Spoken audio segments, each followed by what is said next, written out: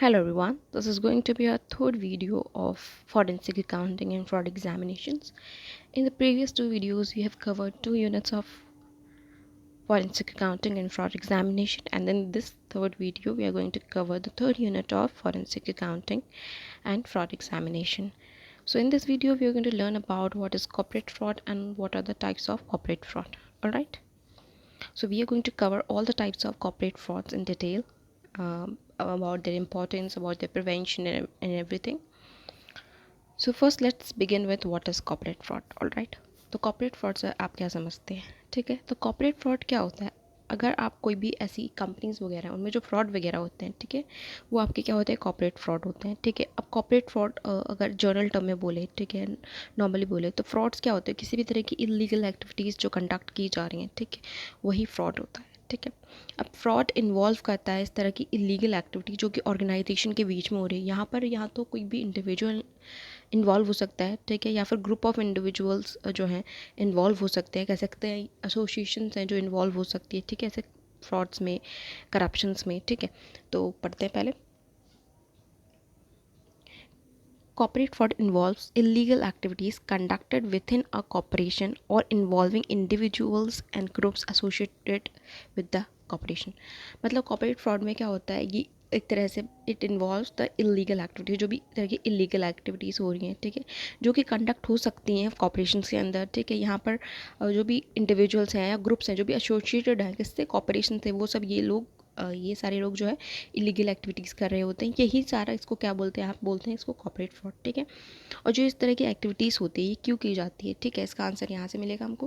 तो ये एक्टिविटीज़ की जाती हैं typically carried out of personal gain और to the benefit entirely involved, often the expense of shareholders, employees and other stakeholders. मतलब ये जो भी तरह की एक्टिविटीज़ हो रही हैं, जो भी फ्रॉडुलेंट एक्टिविटीज़ हो रही हैं, जो भी कह सकते हैं इलीगल एक्टिविटीज़ हो रही हैं, ये बेसिकली जो कल्परेट होता है वो क्यों करता है? ये इसलिए करता है so that either for the personal gain, ठीक है, या तो उनको कोई बेनिफिट चाहिए, ठीक है, पर्सनल गेन में हो सकता है उनको मॉनिटरी बेनिफिट चाहिए हो, या किसी भी तरह का पर्सनल गेन चाहिए. ठीक है, या फिर वो चाहते हैं कि दूसरा जो भी पार्टी है, ठीक है, जो कंपनी है, बर्बाद हो जाए. ठीक है, इस वजह से भी हो सकता है. और यहाँ पर नुकसान किसका होता है? या तो शेयर होल्डर्स का हो रहा होता है, या फिर एम्प्लॉयज़ का हो रहा होता है, या फिर स्टेक होल्डर्स का हो रहा होता है. ठीक है, नेक्स्ट जो कॉर्पोरेट फ्रॉड होते हैं ना, ये बहुत तरीके की बहुत डिफरेंट तरीक़ों से हो सकते हैं. ठीक है, यहाँ पर कह सकते हैं कि बहुत तरीके होते हैं कॉर्पोरेट फ्रॉड्स को कंडक्ट करने के. ठीक है, और यहाँ पर जो different types of corporate frauds होते हैं, यहाँ कह सकते हैं वो जो वेरियस फॉर्म्स ले रहे हैं, ठीक है, फ्रॉड करने के. अब यहाँ पे इंक्लूड हो सकता है जैसे कि फाइनेंशियल स्टेटमेंट फ्रॉड हो गया, ठीक है, एम्बेजलमेंट हो गया, ब्राइबरी हो गया, करप्शन हो गया, इनसाइडर ट्रेडिंग हो गया, या फिर बहुत तरीके के प्रैक्टिसेस हो गए जिनका एम यही होता है कि मैनिपुलेटिंग द फाइनेंशियल रिकॉर्ड्स और डिसीविंग द इन्वेस्टर्स. ऑलराइट, अब इसके कॉन्सिक्वेंसेस ये हो सकते हैं कि यहाँ पे बहुत तरीके के कॉन्सिक्वेंसेस होते हैं. ठीक है, इट कैन इन्वॉल्व कि यहाँ पर फाइनेंशियल लॉस हो सकता है कंपनी को, या फिर कंपनी की जो रेपुटेशन है उसको डैमेज हो सकती है. ठीक है, या फिर कोई भी तरह का लीगल रेप्रिकेशंस कंपनी को फेस करने पड़ सकते हैं. और लोग जो हैं जैसे जो भी इस ऑर्गेनाइजेशन से एसोसिएटेड नहीं है, कंपनी से एसोसिएटेड हैं, ठीक है, इनको क्या है? They lose the trust in the operations because of these frauds. Okay, किसी भी कंपनी के साथ अगर कोई भी फ्रॉड कंडक्ट हुआ, ठीक है, तो लोगों को लगेगा कि either the people of the company are involve. ठीक है, हो सकता है कि एक्सटर्नल्स इन्वॉल्व हो, बट मेनली तो ये होता है, लोगों को लगता है कि हाँ, हो सकता है कि जो कॉर्पोरेट फ्रॉड्स हैं उनमें टॉप लेवल मैनेजमेंट के लोग इन्वॉल्व हों, इस वजह से कॉर्पोरेट फ्रॉड हो रहे हैं. ठीक है, और जब भी कॉर्पोरेट फ्रॉड्स होते हैं तो लोगों का ट्रस्ट ऐसी ऑर्गेनाइजेशन पे या फिर कह सकते हैं ऐसी कंपनीज पर और कॉर्पोरेशंस पर लोगों का ट्रस्ट क्या है? ख़त्म हो जाता है, या कह सकते हैं लोग ट्रस्ट करना बंद कर देते हैं ऐसे ऑर्गेनाइजेशन पर. ऑलराइट, तो हम पढ़ेंगे टाइप्स ऑफ फ्रॉड के बारे में. ठीक है, तो पहला टाइप जो है वो हमारा ब्राइबरी एंड करप्शन. अब इससे आप क्या समझते हैं? ठीक है, ब्राइबरी का मतलब क्या होता है? मेनली अगर इन नॉर्मल टर्म्स में अगर हम बोलें तो ब्राइबरी का मतलब होता है रिश्वत देना. ठीक है, रिश्वत देना या लेना जो भी है, ठीक है, वो ब्राइबरी होता है. अभी अगर उसका इंग्लिश मीनिंग देखें तो इसका मतलब है कि गिविंग और taking something valuable to influence someone's decision. Alright, मतलब आप किसी को कोई भी ऐसी वैल्यूएबल चीज़ दे रहे हैं, ज़रूरी नहीं है हमेशा मॉनेटरी होगी, और भी तरीके की चीज़ें हो सकती है. ठीक है, किसी को कोई सामान दे दिया, महंगा सामान दे दिया, कि वो चाहते हैं कि उनके फेवर में डिसीजन ले अदर पार्टी, तो वो ऐसा करके सामान वगैरह दे दिया, या फिर कोई ऐसी हाईली वैल्यूएबल चीज़ दे दी. ठीक है, जिससे कि दूसरे का जो डिसीजन है वो इन्फ्लुएंस हो जाए और आपकी तरफ हो, मतलब आपकी फेवर में हो. ठीक है, नेक्स्ट है corruption. Corruption is a dishonest behaviour by powerful individuals. Alright, तो करप्शन के बारे में तो सब जानते हैं करप्शन क्या होता है। नेक्स्ट हम इनके एग्जाम्पल ले लेते हैं किस तरह से हो सकता है। देखो जैसे हम किसी ने किसी को रिश्वत दी, ठीक है, फर्स्ट फॉर एग्जांपल किसी ने किसी को रिश्वत दी क्योंकि वो चाहते कि उनका कोई भी कॉन्ट्रैक्ट वगैरह है वो मतलब साइन हो जाए, ठीक है, रिश्वत देकर उन्होंने काम करवा लिया। या फिर हो सकता है कि कोई भी ऑफिशियल्स को पे कर दिया, ठीक है। और फिर इसके इम्पैक्ट ये हो सकते हैं कि ऐसी ऑर्गेनाइजेशन जब पकड़ी जाती है ना, जब पता चलता है कि हाँ इनमें करप्शन हो रहा है या फिर ब्राइबरी हो रही है, तो यहाँ पर ये क्या करते हैं, it undermines the trust in institution. जो भी इंस्टीट्यूशंस के साथ ये हो रहा था तो लोग इसमें ट्रस्ट खो देते हैं, कि उन पर विश्वास करना बंद कर देते हैं कि ऐसी ऑर्गेनाइजेशंस पर, ठीक है। And it also leads to economic efficiency and unfair competition, ठीक है। अब कौन कौन से प्रिवेंशन स्टेप्स हैं जो आप ले सकते हैं वाइल जब यहाँ पर ये ब्राइबरी या करप्शन वगैरह हो, तो ऐसे इस कुछ इंक्लूडेड है, जिसमें पहला है enforce strict and anti bribery rule. अब यहाँ पे ऐसे रूल्स को कह सकते हैं, ऐसे रूल्स बना दो जहाँ पर रिश्वत लेने का जो है वो उसकी पनिशमेंट काफ़ी ज़्यादा टफ हो, ठीक है, तो लोग डरें ऐसे ब्राइबरी वगैरह लेने से। Next is research partners background. जब भी आप किसी के साथ डीलिंग वगैरह करें तो देख लो कि हाँ क्या वो डीलिंग करने के लायक है, क्या उसका पास रिकॉर्ड इतना बुरा तो नहीं रहा है, या फिर पास में कुछ उसने करप्शंस वगैरह तो नहीं करे हैं कि इसकी वजह से आगे जाके दिक्कत हो सके, ठीक है। तो इसलिए अपने पार्टनर का बैकग्राउंड चेक कर लो। Next is train your employees in ethical conduct. तो एम्प्लॉयज़ को ऐसे ट्रेन करके रखो कि जो भी तरह के अगर कोई अनएथिकल बिहेवियर हो रहा है, ठीक है, तो कंपनी के जो एम्प्लॉयज़ हैं उसको सपोर्ट ना करें, ठीक है, उसके खिलाफ बोलें, ठीक है। तो अपने एम्प्लॉयज़ को ऐसा ट्रेन करो कि वो एथिकली मतलब ऑर्गेनाइजेशन में रहे और एथिकल उनका कंडक्ट रहे, ठीक है। एथिकल मतलब कुछ भी ऐसा गलत काम ना करे, ठीक है। नेक्स्ट हमारा है miss appropriation of assets. Miss appropriation of assets मतलब क्या होता है, जो भी कंपनी के असेट्स वगैरह हैं, ठीक है, तो कंपनी के या तो एम्प्लॉयज़ या फिर कोई भी ऐसे लोग हैं जिन्होंने क्या किया है, असेट्स को इधर उधर कर दिया है फॉर देयर पर्सनल बेनिफिट, या फिर ठीक है कंपनी के असेट्स उठा लिया, फिर कंपनी के असेट्स को मिसप्लेस कर दिया है, मिस यूज़ कर रहे हैं, ठीक है। यही होता है, क्या होता है, मिस अप्रोप्रिएशन ऑफ असेट्स में। अब यहाँ पे कुछ मेथड्स जो इन्वॉल्व हो सकते हैं वो है, पहला है फॉल्सिफाइंग इन इनवॉइसेस। मतलब आपने इनवॉइसेस गलत दिखा दिए, ठीक है, आपने दिखा दिया कि कंपनी मतलब कोई भी ऐसा असर था जो आपको चाहिए था, तो आपने कंपनी के नाम पे बिल फाड़ दिया, ठीक है, कि भाई हाँ कंपनी ने ऑर्डर किया था अब तो यूज़ हो गया, ये वो आपने दिखा दिया, ठीक है, जबकि वो आपने अपने लिए यूज़ किया था, ठीक है। जो भी फ्रॉड कर रहा है उसने अपने लिए करना था। फिर है एम्बेजलमेंट ऑफ फंड्स, ठीक है, फंड्स के साथ छेड़छाड़ी कर दी है, ठीक है। इसमें भी बहुत तरीके के जो फ्रॉड्स होते हैं इन्वॉल्व होते हैं, डिफरेंट टेक्निक्स ये लोग यूज़ करते हैं सो दैट असच को इधर से उधर किया जा सके, ठीक है। नेक्स्ट के कॉन्सिक्वेंसेस ये हो सकते हैं कि फाइनेंशियल लॉस हो सकता है कंपनी को, क्योंकि आपने कंपनी के नाम पर मंगवा तो लिया, ठीक है, लेकिन सारा का सारा जो कॉस्ट है कौन बेयर करेगा, कंपनी बेयर करेगी, ठीक है। And it can also damage to the reputation of the company, कि हाँ कंपनी में ऐसे ऐसे फ्रॉड्स वगैरह हो रहे हैं, ठीक है।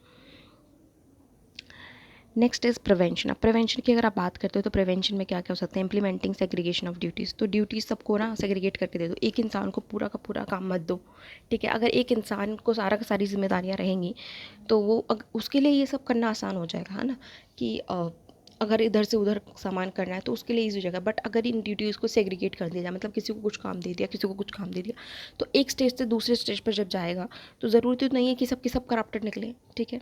तो इससे क्या है, ये प्रिवेंट किया जा सकता है। नेक्स्ट इज रेगुलर ऑडिट करें, इंटरनल कंट्रोल्स करें, इंटरनल कंट्रोल्स को स्ट्रॉन्ग रखें कि कहीं पे भी ऐसी दिक्कतें ना आए जहाँ पर ये असेट्स इधर से उधर जा रहे हैं, कोई कंपनी के असेट्स को चुरा ले रहा है अपने पर्सनल बेनिफिट के लिए, ठीक है। Next is encouraging culture of transparency, ठीक है। ये कुछ ऐसे प्रिवेंशन स्टेप्स हैं, और भी इन्वॉल्व हो सकते हैं, और भी तरह के हो सकते हैं, ठीक है। आप just take in few. Next is manipulation of financial statement. अब मैनिपुलेशन ऑफ फाइनेंशियल स्टेटमेंट से क्या मतलब, आप जानबूझकर, ठीक है, फाइनेंशियल स्टेटमेंट्स को ऐसे ऑल्टर कर दे रहे हैं, या फिर आप उसमें इंटेंशनली उसमें कुछ छेड़छाड़ कर दे रहे हैं कि इधर का उधर कर दिया, इधर का उधर कर दिया, कोई डिफरेंट टेक्निक्स यूज़ करके, ठीक है। तो वो आपका क्या हो गया, मैनिपुलेशन ऑफ फाइनेंशियल स्टेटमेंट्स। तो intentionally altering financial statements to mislead investors, lenders and other stakeholders, ठीक है। हमें वो टेक्निक्स के इन्वॉल्व हो सकती है कि आपने फिक्टिशियस रेवेन्यू रिकग्निशन कर दिया, या अंडरस्टेटिंग द एक्सपेंसेस, ये सब, ठीक है। इंपॉर्टेंस ये है कि misleading financial statements can lead to poor investment decisions and financial losses. तो यहाँ पर ये ध्यान रखने की ज़रूरत है कि जो भी मिसलीडेड फाइनेंशियल स्टेटमेंट्स होते हैं, ठीक है, ये क्या है, जो भी इन्वेस्टमेंट डिसीजंस हैं या जो भी इंपॉर्टेंट डिसीजंस हैं उनको मैनिपुलेट कर सकता है, ठीक है। इससे क्या हो सकता है, इससे दिक्कत हो सकती है कि मिसलीडिंग आपके प्रॉपर जो भी डिसीजंस आपको लेने हैं उनमें दिक्कत हो सकती है, ठीक है। फाइनेंशियल स्टेटमेंट्स अगर सही शो नहीं करें तो आपको पता ही नहीं चलेगा कि कंपनी में क्या फ्यूचर में मतलब जो भी होने वाला है, ठीक है, क्या हम उसमें इन्वेस्टमेंट कर सकते हैं नहीं कर सकते। जो भी इन्वेस्टर्स वगैरह होंगे उनके लिए खतरा हो जाएगा, ठीक है। उनको तो अच्छा दिख रहा है फाइनेंशियल स्टेटमेंट्स, उनको दिख रहा है कि हाँ कंपनी की इमेज अच्छी है, ठीक है, कंपनी के फाइनेंशियल स्टेटमेंट्स बहुत अच्छे उनको रिजल्ट शो कर रहे हैं, उनको दिखा रहा है कि कंपनी अच्छा खासा प्रॉफिट कमा रही है, जबकि इन रियलिटी वो कंपनी नहीं कमा रही है, ठीक है। तो यहाँ पर ये मेनली कंपनीज जो है अगर करती हैं मैनिपुलेट जो भी फाइनेंशियल स्टेटमेंट, वो इसलिए करती हैं कि हो सकता है जो आसपास से प्रेशर है, ठीक है, अपने अपनी कंपनी को बेटर दिखाने के लिए, ठीक है, कर सकती हैं, या फिर अपनी इमेज बहुत अच्छी दिखाने के लिए कि हम लोग ग्रो कर रहे हैं, although they are not actually growing, या फिर उनकी कोई ग्रोथ नहीं है, सक्सेसफुली वो उतना प्रॉफिट नहीं कमा पा रहे जितना कि पहले कमा रहे थे, या कुछ भी है, ऐसे रीजंस हो सकते हैं कुछ कुछ जिनकी वजह से ये फ्रॉड होता है, ठीक है। अब इसके प्रिवेंशन स्टेप्स क्या है, तो इम्प्लीमेंट करें रिलीजियस ये जो है अकाउंटिंग स्टैंडर्ड्स को, फिर इंडिपेंडेंट ऑडिट करी जाए जो भी reputed firm by the reputed firm, जो भी रेप्यूटेड फर्म्स हैं, ठीक है, बड़ी बड़ी फर्म्स हैं, वो एक तरह से इंडिपेंडेंट ऑडिट करें ऐसी कंपनीज़ का या फिर ऐसे फाइनेंशियल स्टेटमेंट्स का उनकी, ठीक है।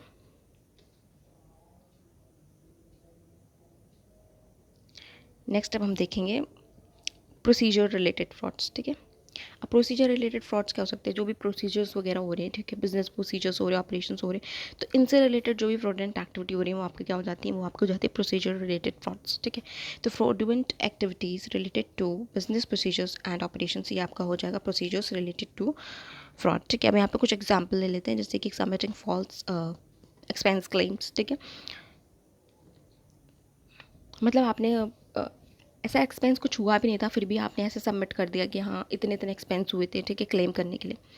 Next is tampering with with procurement process, ठीक है।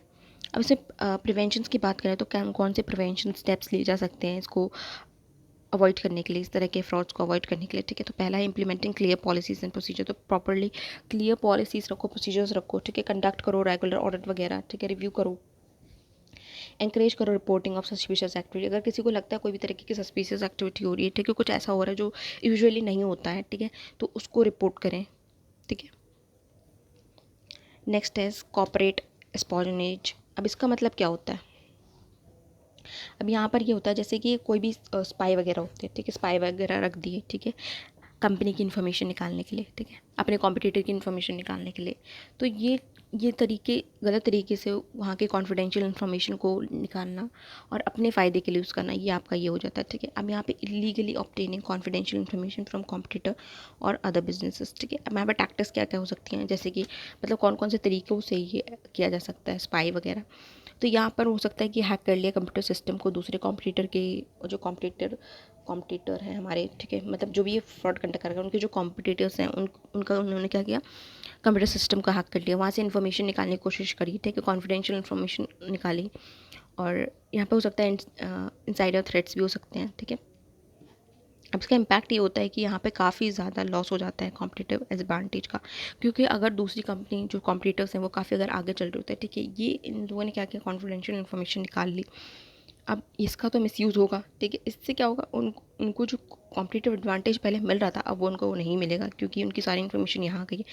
And second thing is damage their reputation trust, क्योंकि उनकी कोई भी इन्फॉर्मेशन अगर किसी कंपनी की लीक होती है, ठीक है, तो उनकी जो इमेज है, उनका जो रेपुटेशन उस पर काफ़ी ज़्यादा फ़र्क पड़ता है, उसका बहुत ज़्यादा इफेक्ट पड़ता है, लोगों को लगता है कि लोगों की जो भी कॉन्फिडेंशियल इन्फॉर्मेशन उनके पास सेफ़ नहीं है, तो लोग क्या करेंगे, इसको ज़्यादा प्रमोट नहीं करेंगे ऐसी ऑर्गेनाइजेशंस को जिनकी जो पॉलिसीज़ हैं, सिक्योरिटी है उनका, मतलब जो भी इन्फॉर्मेशन वगैरह दे रखी है कंज्यूमर ने, ठीक है, तो अगर वो लीक हो जाती है तो लोगों को लोग ट्रस्ट खो देते हैं, ठीक है।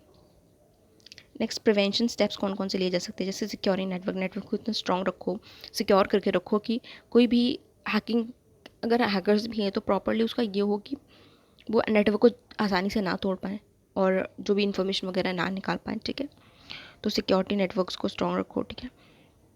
Next is implementing robust access control, training employees on cyber security awareness, तो एम्प्लॉयज़ को बताओ साइबर सिक्योरिटी अवेयरनेस करके रखो कि अगर ऐसा कुछ सस्पिशियस एक्टिविटी हो रही है, ठीक है, कंप्यूटर सिस्टम में कुछ ऐसा सस्पिशियस हो रहा है, तो जस्ट मैनेजमेंट को या फिर जो भी आईटी कंट्रोल के वो लोग हैं उनको इन्फॉर्म करो, ठीक है। और अगर आपको लग रहा है कि कहीं से पासवर्ड वगैरह इधर उधर हुआ है, कुछ भी हुआ है, ठीक है, कोई भी सस्पिशियस एक्टिविटी दिख रही है तो इन्फॉर्म करें, ठीक है। इससे क्या है, इस तरह के फ्रॉड्स को एलिमिनेट किया जा सकता है। फिर आपके फ्रॉड इन ई कॉमर्स।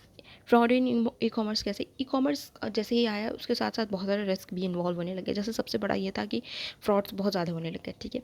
अब फ्रॉड्स में क्या होता है, लोग जो भी ऑनलाइन ट्रांजेक्शन्स वगैरह हो रही होती हैं, ठीक है, उसमें जाकर लोग क्या करते हैं, उसमें उनको जो भी कॉन्फिडेंशियल इन्फॉर्मेशन है, जैसे कंज्यूमर की कोई भी कॉन्फिडेंशियल इन्फॉर्मेशन है, जैसे बैंक डिटेल्स हो गई, ठीक है, इस सब को यूज़ करके किसी ने किसी का अमाउंट निकाल लिया, ठीक है। ये सब क्या होती है, ई कॉमर्स फ्रॉड्स होते हैं। अब यहाँ पे fraudulent activities related to online business transactions, तो ये सब को क्या बोलते हैं, फ्रॉड इन ई कॉमर्स, ठीक है। आप यहाँ पे टाइप ऑफ फ्रॉड्स कह सकते हैं, जैसे पेमेंट फ्रॉड हो गया, आपको दिख रहा है कि आपने फ्रॉड मतलब आपने जो है पेमेंट कर दिया है, ठीक है, बट आपने जिसको पेमेंट करी ज़रूरी नहीं, मतलब जैसे आपने कोई भी पेमेंट करी, ठीक है, आप कर तो रहे थे वैसे बिज़नेस को, ठीक है, उनकी आपने साइट पर कर दिया, बट अगर वो हैक हो रखी होगी, किसी ने अगर उसका एक्सेस ले रखा है, तो डायरेक्ट पेमेंट उस हैकर के जो है अकाउंट में जा रही है, ठीक है। तो इस तरह से पेमेंट फ्रॉड्स भी हो सकते हैं। और हो सकता है कि आपकी जो बैंक डिटेल्स वगैरह हैं वो लीक हो गई हैं, ठीक है, उसके थ्रू आपने बहुत तरीके के फ्रॉड हो सकते हैं। जैसे आप सुना ही होगा, ओटीपी के थ्रू लोग फ्रॉड कर देते हैं, ये सब कर देते हैं। ये सारे ई कॉमर्स फ्रॉड ही होते हैं, जो भी ऑनलाइन बिजनेस ट्रांजैक्शन से रिलेटेड होते हैं ना, वो सारे आपकी ई कॉमर्स फ्रॉड होते हैं।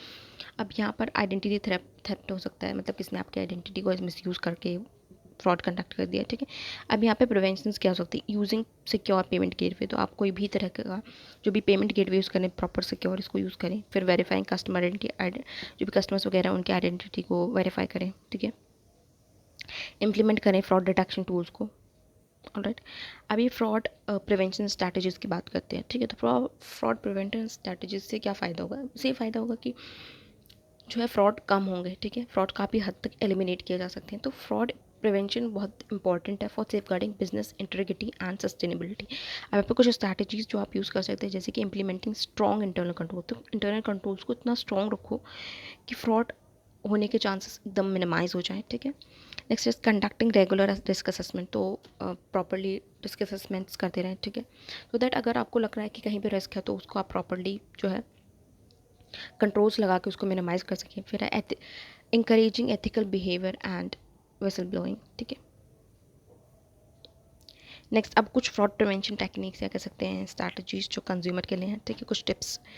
तो यहाँ पर पहला है प्रोटेक्ट पर्सनल इन्फॉर्मेशन, तो अपनी जो भी सेंसिटिव डिटेल्स हैं उनको सेफ रखें, ठीक है, क्योंकि जो भी फ्रॉड करने वाले हैं, फ्रॉडस्टर हैं, वो उसको मिसयूज़ कर सकते हैं, ठीक है। तो protect your personal information. Next is verify legitimacy, आप जो भी वेबसाइट वगैरह से कह सकते हैं कि ट्रांजैक्शंस वगैरह कर रहे हैं, ठीक है, परचेज कर रहे हैं, ठीक है, तो इंश्योर करें कि ऐसे सेलर्स और वेबसाइट क्या है, रेप्यूटेड है, ठीक है, बिफोर मेकिंग सच ट्रांजैक्शंस। आप कोई भी अगर आपको लग रहा है कि आपको नहीं लग रहा है कि वो जो साइट है ऑथेंटिक है, ठीक है, तो वहाँ से जो भी ट्रांजैक्शंस हैं ना करें, ठीक है, चेक कर लें पहले कि वो सही है कि नहीं है, उसके बाद कोई भी ट्रांजैक्शंस वगैरह करें, उसके बाद कुछ परचेज वगैरह करें, ठीक है।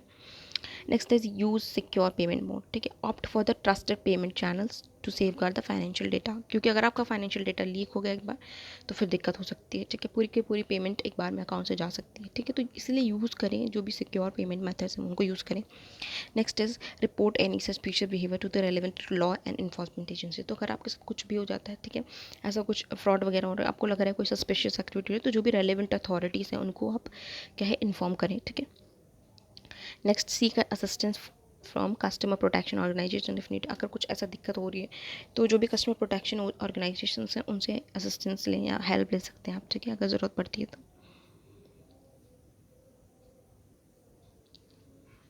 अब कुछ फ्रॉड प्रिवेंशन स्टेप्स बिजनेस के लिए, तो बिजनेस क्या कर सकते हैं ऐसे फ्रॉड को प्रिवेंट करने के लिए। Verify the background of employ and business partners, तो देखो पहले जो भी ऑर्गेनाइजेशन में काम कर रहे हैं, एम्प्लॉयज़ कर रहे हैं, ठीक है, या फिर आप जिस भी पार्टनर के साथ मिलकर पार्टनरशिप में काम कर रहे हैं, ठीक है, तो इनका बैकग्राउंड प्रॉपर्ली वेरीफाई कर लें, देख लें कि क्या उन पास्ट में उनके साथ कुछ ऐसा था, उन्होंने कोई भी ऐसी फ्रॉडेंट एक्टिविटी या करप्शन या किसी भी तरह के ऐसे इलीगल एक्टिविटीज़ में इन्वॉल्व तो नहीं थे, उनका पूरा बैकग्राउंड चेक कर लें, ठीक है, before entering into any contacts वगैरह, ठीक है। अब यहाँ पे जो मेनली फ्रॉड्स वगैरह होते हैं, कॉर्पोरेट फ्रॉड्स, ये मेनली जो टॉप लेवल मैनेजमेंट होती है या फिर जो भी लोग एसोसिएटेड होते हैं, ठीक है, क्लोजली एसोसिएटेड होते हैं ऑर्गेनाइजेशन से, वही कंडक्ट करते हैं। तो इट्स इंपॉर्टेंट, क्योंकि एम्प्लॉयज़ और आप कह सकते हैं पार्टनर्स, जो बिजनेस पार्टनर्स हैं, वो काफ़ी ज़्यादा क्लोजली रिलेटेड हैं, ठीक है, को क्लोजली इन्वॉल्व होते हैं सारी जो भी इंपॉर्टेंट एक्टिविटीज़ होती हैं बिजनेस के ऑपरेशंस की, ठीक है। तो इसलिए इट्स इंपॉर्टेंट कि उनका जो भी बैकग्राउंड वगैरह उसको वेरीफाई कर लें before entering to any contract वगैरह, ठीक है, agreement and everything. Next is utilise technology to identify, prevent and potential fraud within the organisation. तो टेक्नोलॉजी का इस्तेमाल करें, ठीक है, प्रॉपर अच्छी खासी टेक्नोलॉजी का बेसिकली स्ट्रॉन्ग मेजर्स लें, ठीक है, सो दैट आपको जो भी आइडेंटिटी आप कह सकते हैं प्रिवेंट कर, फ्रॉड को प्रिवेंट करने के जो भी तरीके हैं वो आप इस्तेमाल करें, ठीक है। और टेक्नोलॉजी को यूज़ करके आइडेंटिफाई करें और कोशिश करें कि जितना मतलब फ्रॉड है मिनिमाइज हो सकता है उतना हो, ठीक है। Next is provide training on fraud prevention techniques and encourage culture of vigilance. अब देखो जो भी और कॉपरेशंस में पार्टीज़ हैं, ठीक है, क्या कह सकते हैं, जो भी लोग इन्वॉल्व हैं, तो उनको ट्रेनिंग प्रोवाइड करो कि जो भी फ्रॉड वगैरह है उनको प्रिवेंट किया जा सके, ठीक है। उनको टेक्निक्स बताओ कि कैसे आप अपने सिस्टम को, जो कंप्यूटर सिस्टम है या फिर आप कह सकते हैं जो डॉक्यूमेंट्स वगैरह हैं उनको कैसे सेफ रखा जा सकता है, ठीक है, जो भी कॉन्फिडेंशियल इन्फॉर्मेशन है उसको कैसे सेफ रखना है, ठीक है। एंड फिर है इनका collaborate with law enforcement agency to address and mitigate frauds. तो जो भी लॉ इन्फोर्समेंट एजेंसीज है उनके साथ मिलकर काम करें अगर आपको लगता है कि कोई भी तरह का फ्रॉड वगैरह हो रहा है, ठीक है, इन फ्यूचर हो सकता है, ठीक है। तो इससे क्या होगा, जो फ्रॉड रिस्क हैं वो काफ़ी मिनिमाइज हो जाएंगे। फिर next is engage with industry partner to share best practice and combat fraud collectively. Alright, ये कुछ स्टेप्स हैं जो कि फ्रॉड प्रिवेंशन के लिए हैं फॉर द बिजनेस। ऑलराइट।